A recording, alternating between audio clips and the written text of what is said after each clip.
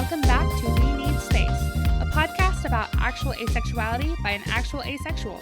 My name is Mag Piper, and yet again, I will be your host. I do apologize for how short this episode is.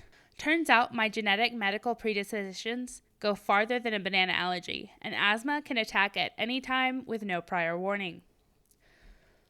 So I put up a poll on Twitter last week and was astounded by the number of responses. Thank y'all. Anyways, I asked what topic y'all would like to hear me blather on about, and you chose types of attraction.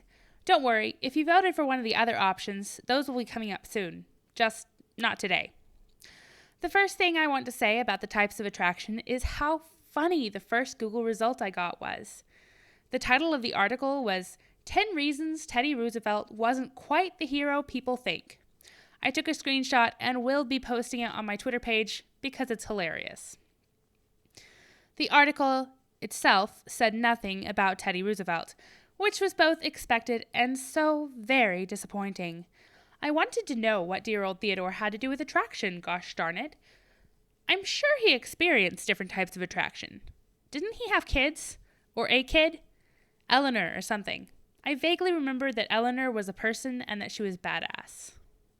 Let it be known that I did not use that article in my research for today's episode, as amusing as it was. I went to asexuality.org instead because they don't put confusing and delightful yet so totally wrong taglines on their website.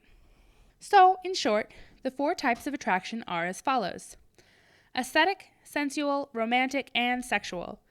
The article that was not about Teddy Roosevelt also added emotional, but I don't trust that easily.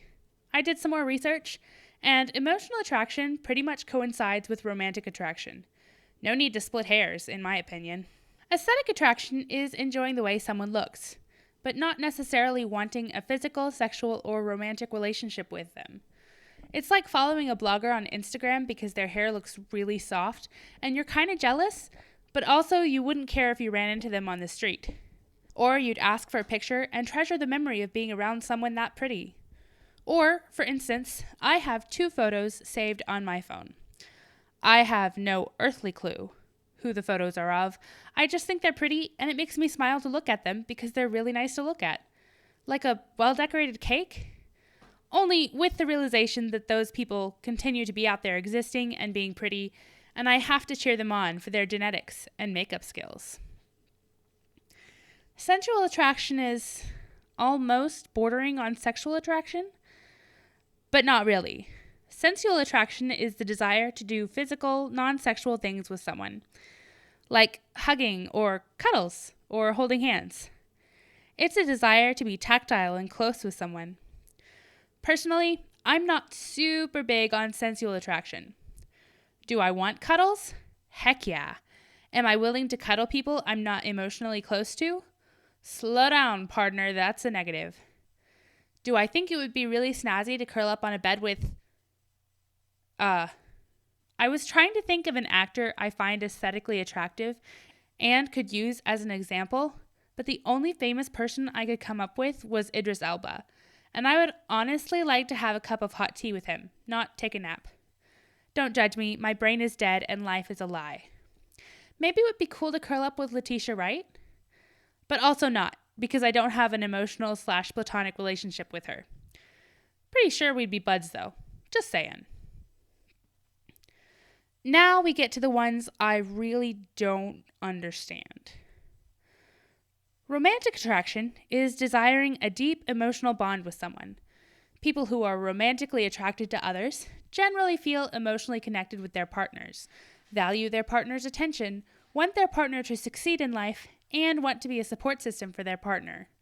And it is a partnership, which includes talking to their partner about life choices, making decisions with their partner, and generally having a different relationship with their partner than they might have with just friends. Can you guys tell that I don't really get this one? I went to 6 different websites for that information, and I still think all of those things could define a friendship. On a side note, I really want someone to buy me flowers. Just for the sake of flowers. Actually, I think it would be cool to have someone who would be cool with mutual flower gifting. I could get them flowers for no reason. They could get me flowers for no reason. It would be awesome. Flowers all around. If I were to try and describe romantic attraction using popular media, I think I would use the song Something There from Beauty and the Beast. It makes me think of romantic attraction, even if I don't quite understand it. I don't know, though. I only know how to imitate romantic attraction, not how it actually feels. More on that when I talk about how I learned I was aromantic. Anyways. Sexual attraction is last, and reportedly not least, but the jury is still out. That's when someone sees someone else with a hot bod and thinks, dang, I want to tap that. We see it everywhere. In the media, in bars, in books, in the people around us. In television shows and movies, the lead male, who is attractive by society's standards, walks into a room and all the female side characters swoon and or flirt with him because he has a six-pack. In those same shows, the sexy lead actress will walk down the street in 6-inch heels and get catcalled or surrounded by scores of young suitors, whose only real purpose on set is to showcase how attractive the actress is. Sexual attraction is wanting to have sex with someone, wanting to be physically intimate with them. And in this case, by intimate, I mean creating the beast with two backs. Also, I shouldn't pick up my phone while scripting because then I get distracted by Tumblr. What was I saying? Anyways, those are the 4 main types of attraction according to MAG. Please, please, please let me know if I've missed anything because I'm a disaster on a good week and this has not been a good week. In other news, I'm considering starting a Patreon. Perks for patrons might include a shout out at the end of each episode, bonus content such as an ASMR track featuring me listing all the euphemisms for sex I can find and trying not to laugh. Other bonus content like sneak previews of the script for each week and possibly stickers with the new logo I'm working on and much more.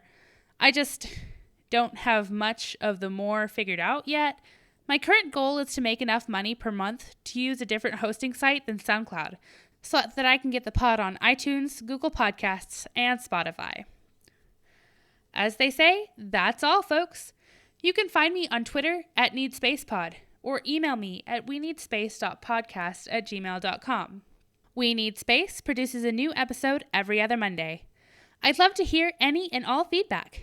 I also have a Ko-fi page with the link in the description as well as my Twitter bio. But don't stress if you can't donate. Even sharing this podcast with your friends is a huge help, and I appreciate it more than you know. The music I use is Mirror Mirror by Diamond Ortiz. We Need Space updates every other Monday on YouTube and SoundCloud. This has been Mag Piper, and thank you all so much for listening.